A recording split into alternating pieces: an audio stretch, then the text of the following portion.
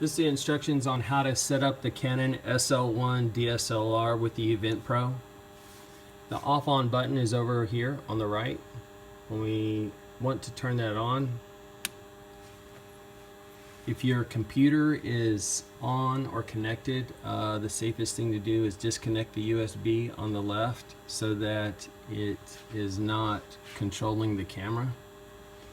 You should see this screen at the beginning. If not, you can hit menu because we want to go to the different settings and go through the different menus. At this point, we're going to use the thumb button on the right to navigate through and the set button in the middle. So let's start at the left.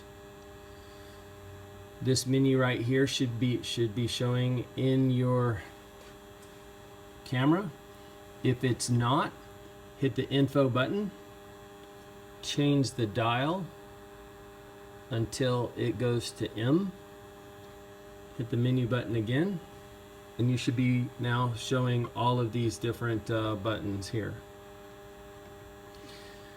Your image quality should be set to the S with the jagged edges. That's a good compression level. Everything else should be default.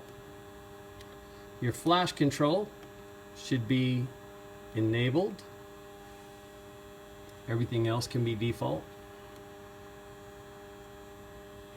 We hit menu so we go back to the home. Next one over is default. Next one over, live view shoot should be enabled. Everything else can be default. Next one over is default. Next one over is default. You want your file numbering to say continuous, but that's usually a default setting.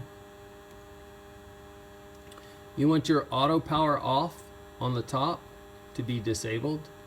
It defaults to 30 seconds when you get it. If we haven't changed it, it should be changed to disable.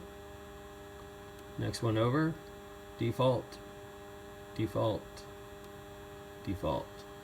I'm going to touch the shutter release button to take us back to the info page. Camera settings should be here. If you need to change those camera settings, whether you need to change the shutter speed or the ISO or the aperture, you can use the thumb wheel to navigate to that.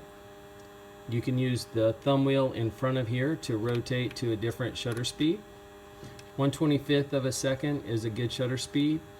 F8 to a F11, and this should be typically at 400 ISO on most times. I'm going to take a picture now with using the shutter button in the front. Since we're not connected to the computer, we get a preview. That exposure looks good, so we can connect back. And we should be good to go. Once we start the computer, the camera should connect. If the camera doesn't connect, we turn it off and then back on with the PC on, and you should get a connection in the PC.